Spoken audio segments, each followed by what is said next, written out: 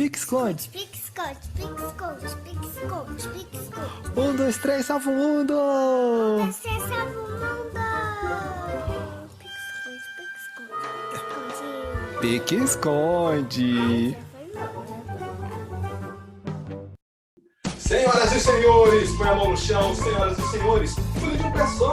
Senhoras e senhores, dê uma rodadinha. E venha para o Pique-esconde. Sejam muito bem-vindos e bem-vindas ao nosso podcast fantástico. Para quem gosta de criança, é criança, como eu, Sérgio Decuri, meu querido companheiro de jornada, Diego Laco Moreno. Beleza, meu querido? Tudo em paz? Bom dia, boa tarde, boa noite a vocês que nos escutam. E hoje, Zé, nós estamos internacionais. Oh my Então, God! Oh my God! Nós estamos internacionais. Então tem gente em fuso horário. Então vou mandar um good morning, good night, good evening. Falei no final porque eu não lembrava boa tarde em inglês. E aí a gente faz assim. Good evening, também é fim de dia. Para vocês verem, porque é tão internacional. É tão internacional, porque se eu tivesse que falar hoje, porque para vocês terem uma ideia, hoje, semana passada, nós falamos com o sensei Carlos Almeida sobre o jiu-jitsu, falamos lá das ilhas de Okinawa, no Japão, falamos de todo aquele arquipélago. E agora a gente vai dar um pulo, vai dar um voo para outro lugar que eu não sei nem representar e falar, mas só dou uma dica, tem a ver com hieróglifos. E se vocês não sabem o que é um hieróglifo, e vocês vão saber já já. Mas permita-me, vou apresentar agora para vocês a nossa convidada de hoje. Então, olha só, hein? A nossa convidada, ela é pós-doutora em Relações Internacionais, fazendo metade do doutorado na American University no Cairo, ou seja, já dá para ter uma ideia. E a outra metade na PUC. Estou pelo Egito por ter sido muito bem recebida. Mas a paixão dela pelo Egito vem desde a infância. Então, apresentando para vocês agora a nossa querida convidada de hoje, a professora pós-doutora PhD, Liliana!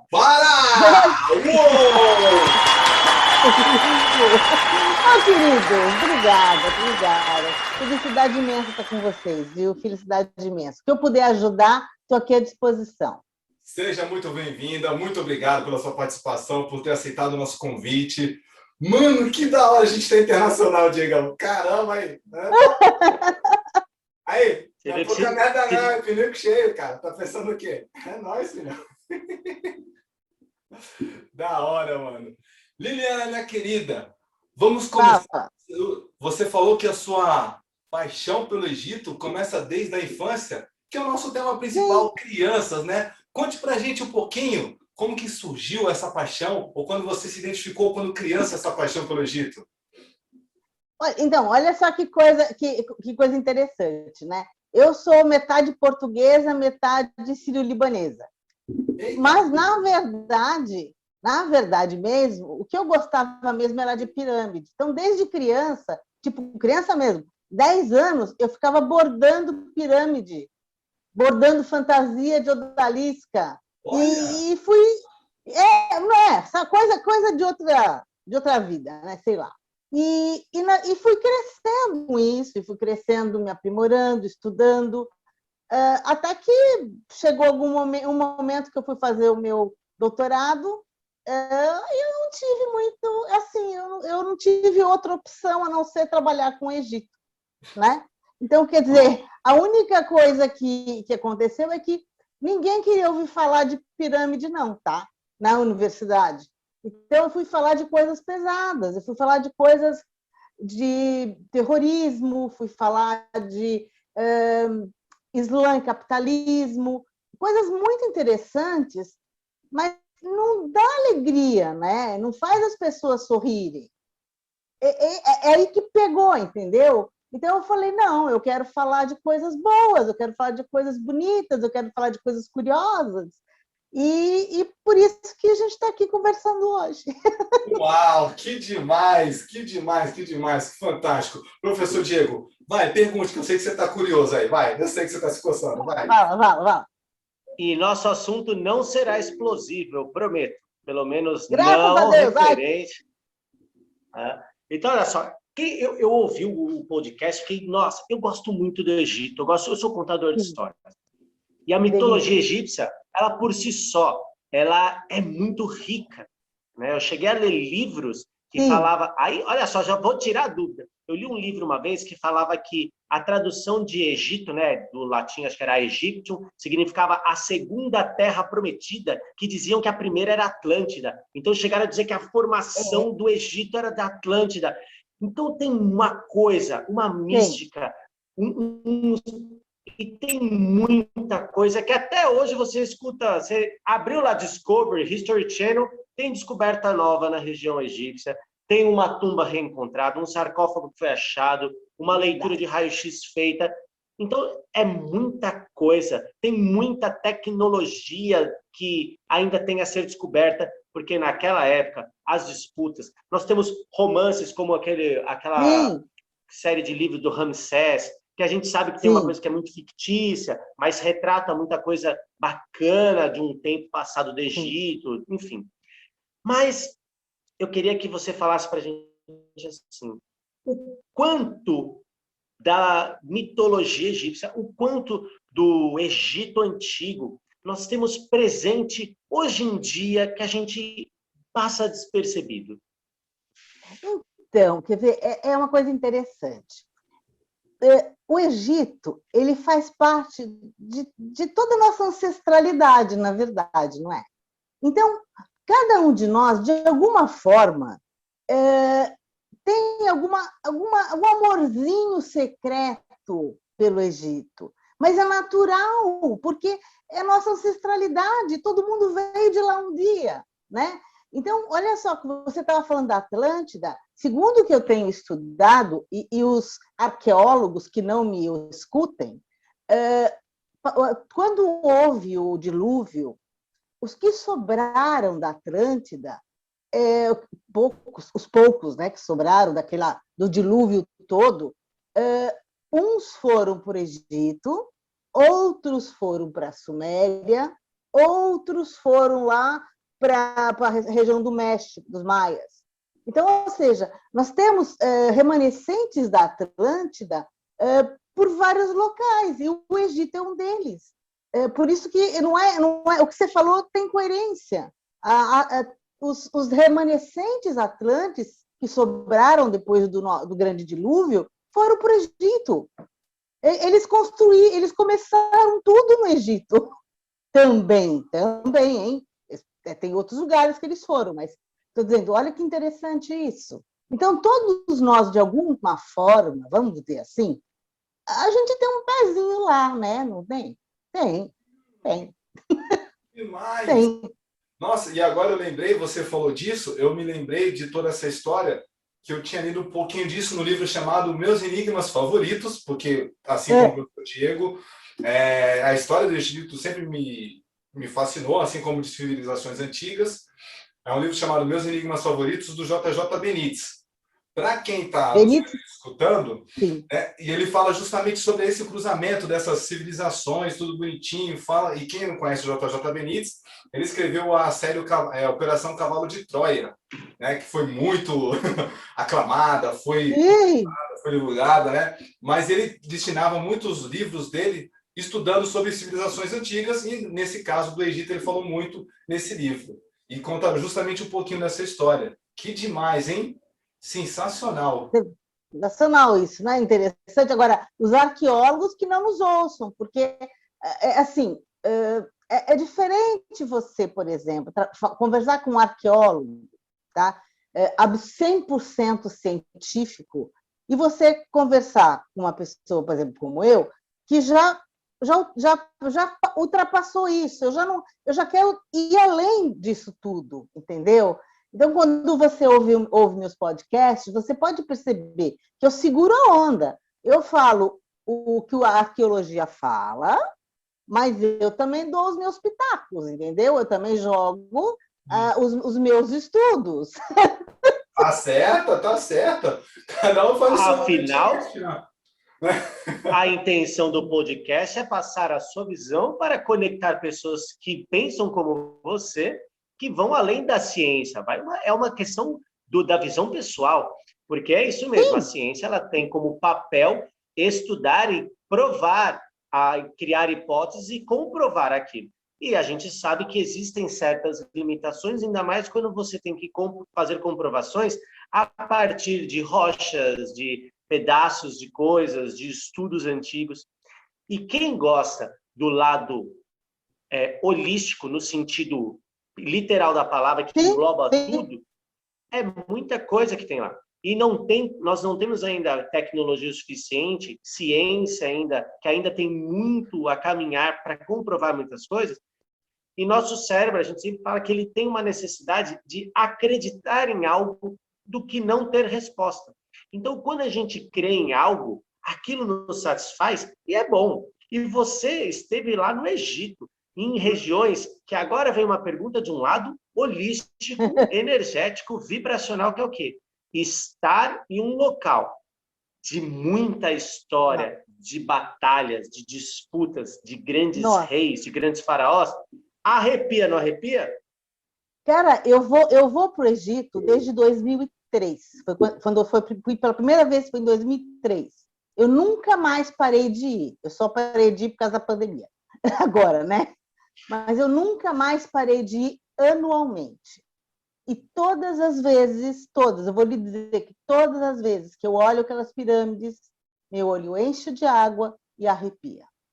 Uau! Eu vou lhe dizer, todas as vezes, todas. Se eu arrepiei daqui só de falar, Nossa. imagina estando lá. Dizem até, Cara, já que a gente está indo para esse... Fala, pode falar. Como a gente está indo para um lado mais assim, místico, até eu gosto muito. Porque imagina, o mundo do Era Uma Vez é um mundo fantástico.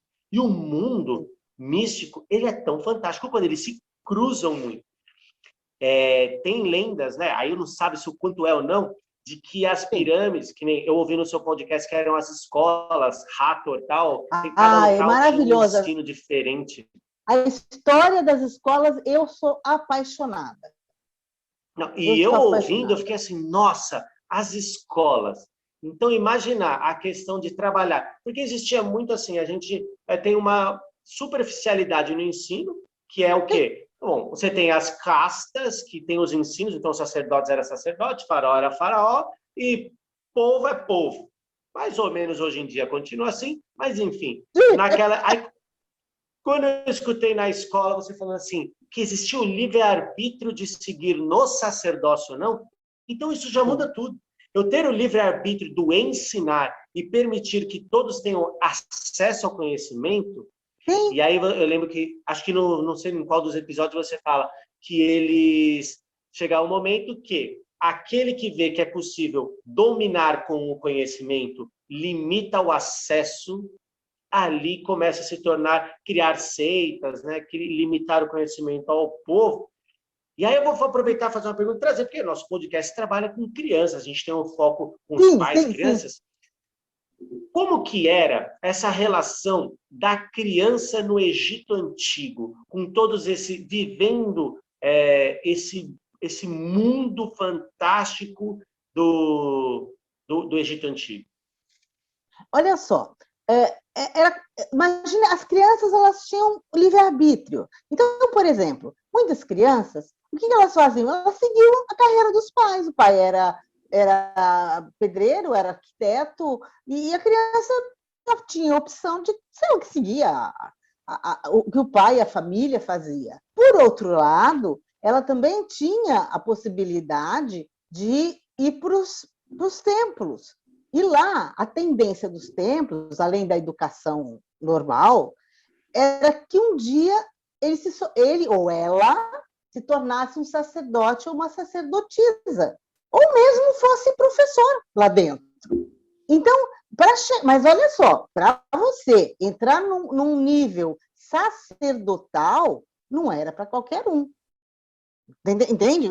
Por quê? Porque você ia mexer com energias que nem sempre davam certo. Nem sempre você nasceu para isso, para dominar certas energias do seu corpo, da sua eternidade. Então, era opção.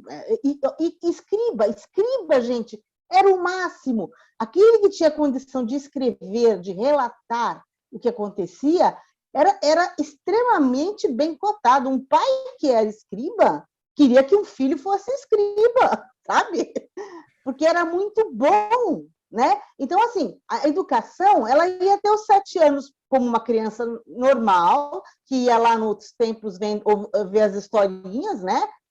Aprendia através das histórias, dos contos, das histórias, dos desenhos. Quando ele já era mocinho, ele já poderia optar, talvez, para começar a carreira sacerdócia, vamos dizer assim. Mas nem todos conseguiam chegar até o fim, porque é muito duro você ter um monte de privação, mexer com um monte de energia. Nem todos conseguiam chegar até o fim do sacerdócio. Mas também tudo bem, porque tinham outras profissões que você podia seguir, entende? Então, tudo certo, cada um seguia o seu rumo. E o mais interessante é que quando a criança nascia, eles eram muito ligados à astronomia, a criança ela tinha já uma certa ideia do que ela teria como habilidade, entende? Inclusive, o nome da criança só era dado depois que passasse pela mão dos astrólogos, pelos astrônomos. Então já tinha uma astral. Nasceu, já tinha uma astral que eles faziam. Isso, eles não chamavam de mapa astral, mas é exatamente isso. Por quê? Porque era mais fácil, você já pegava as habilidades da criança e você ajudava ela a chegar lá, entendeu? Uhum. Uau, que demais, que sensacional. Nossa, agora eu fiquei viajando. Imagina, a criança já nasce, ela meio que já tem uma mapinha astral dela, fala assim, ó, você tem umas habilidades, né? Isso. Eu escriba. Então, vamos potencializar, né, toda a sua criatividade e seus talentos para isso. Olha que bacana. Já tinha Escola da Ponte, tá vendo? A Escola da Ponte achava que já era fantástico. Já existia a Escola da Ponte no Egito, rapaz. Olha que demais. Mas você sabe que... mas isso foi tudo muito bem até um certo momento, Eu acho que o né? único que não... Fala. Oi? Acho que o único que tinha uma leitura diferente de um mapa astral seria o filho de um faraó. Que aí talvez a leitura da vida dele fosse assim, uma vida de guerras e paz, de fartura, porque acho que ele era o único que seguia sempre assim. Ele não tinha escolha, vamos dizer assim. Filho Exatamente. De faraó, vai ser faraó. Mas ele era educado, porque você, para poder ser mumificado um dia e ir para além da vida, você tinha que ser iniciado, você tinha que estar no máximo da sua iniciação nos templos, entendeu? Porque não dá para, você não conseguiria nunca orientar, segundo eles, qualquer um a seguir os caminhos do além-morte, entendeu? Então, todos os filhos de faraós já tinham meio predestinado aquilo, né? Mas nem todos também deram certo, né? Nem todos conseguiram ser tão puros de coração a ponto de, depois da sua passagem, vamos dizer assim, seguir o caminho para a pós-vida, sabe? Uau. Que é, por acaso, regido pelo deus dos mortos, Osíris, que tem a história, para mim, das poucas histórias que eu conheço da mitologia egípcia, uma das que eu mais gosto é a história, né, de Jeb-Nut, que tem os filhos, né? Então você tem Ísis, Osíris e Sete. Ísis e Osíris sempre apaixonados, se casam, Sete vai cuidar lá do deserto, fica bravo com o irmão, tá sempre pé da vida, quer dominar aquela coisa toda. Encurtando a história, basicamente, ela é assim. Aí ele fica bravo, faz uma pegadinha com o irmão, constrói um caixão numa festa e fala, Osíris, quero ver se você cabe aqui. Osíris entra, ele tampa e joga no Nilo, domina o lugar, Osíris morre. Aí a Ísis vai atrás, aquela coisa toda, ela acha ele, traz de volta. Aí o Sete fala, nem a pau, fatia ele em 14 pedaços e espalha. Ísis vai atrás e acha 13 pedaços. O falo não é encontrado. Não. E sem um pedaço, Osíris não volta à vida. Mas, aí vem a parte que tem as diversidades, que fala assim, que eles põem um falo de ouro E aí eles conseguem trazer Osíris não para a vida, mas ele vira o deus dos mortos, né? Sim, do submundo, isso. Ísis copula com ele. Isso. E aí, ao copular com ele, naquela situação, vem o filho Horus, que é que a gente conhece, que tem o olho de Horus e tal. E Horus já cresce buscando vingança, querendo se vingar do tio, que está fazendo a desgraça no Egito. Horus fica com a mãe dele, protegido pela deusa, que é representada por um escorpião, que protege eles vão crescendo e tal.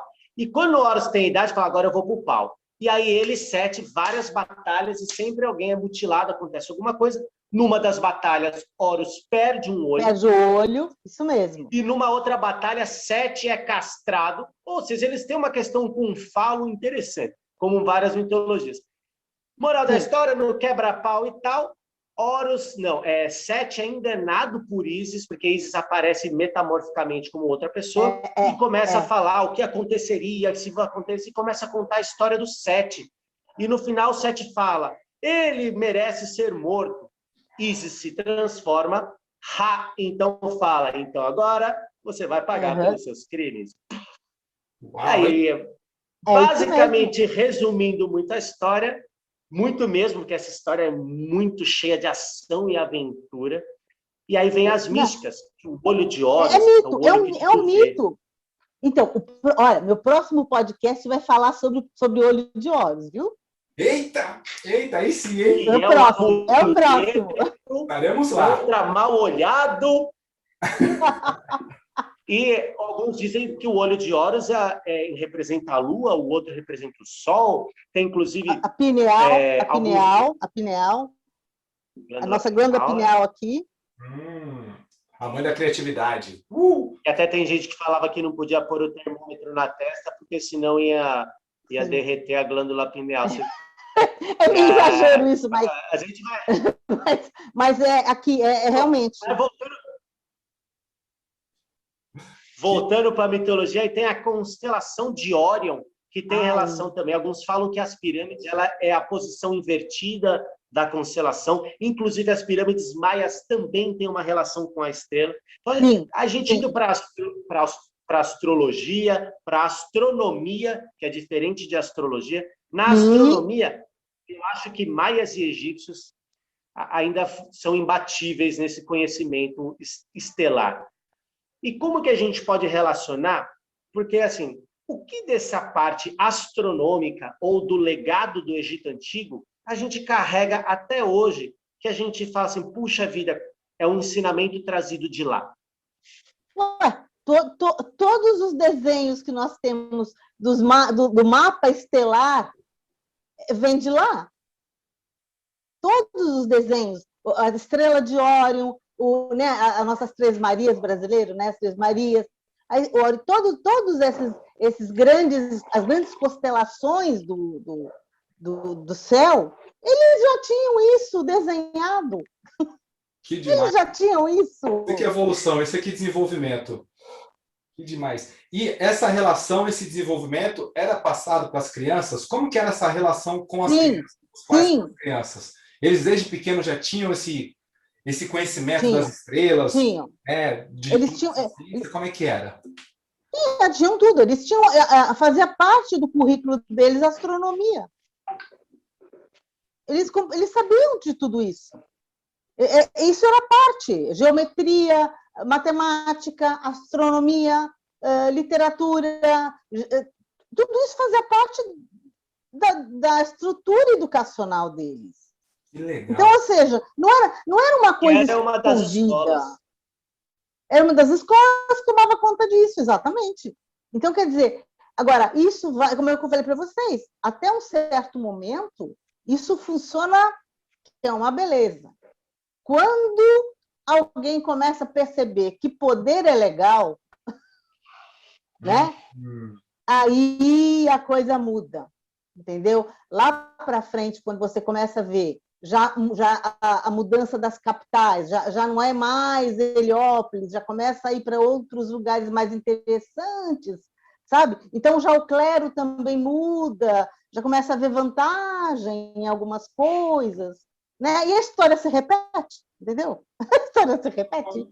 É a moral da história. Buscou o poder, acabou a civilização. Entendemos. Acabou. Mas você sabe Inclusive, que... uma Você sabe... das... Fala. Há várias histórias, vários reinados são destruídos pelo poder em diversos aspectos. Pois. E eu sei que a gente consegue trazer muitas coisas para cá, porque muitos sábios, muitos filósofos gregos foram ao Egito, onde descobriram muitas coisas, né?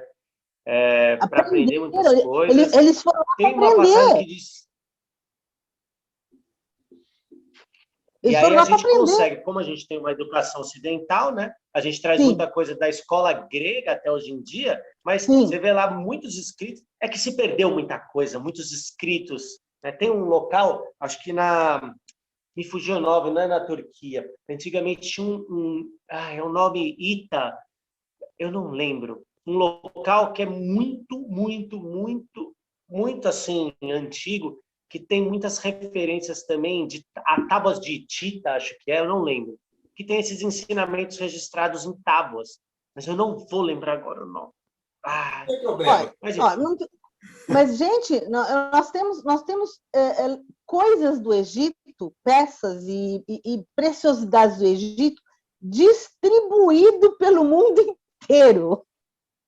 Tem coisa do Egito para tudo quanto é canto. Vocês imaginem o que deve ter dentro do Vaticano?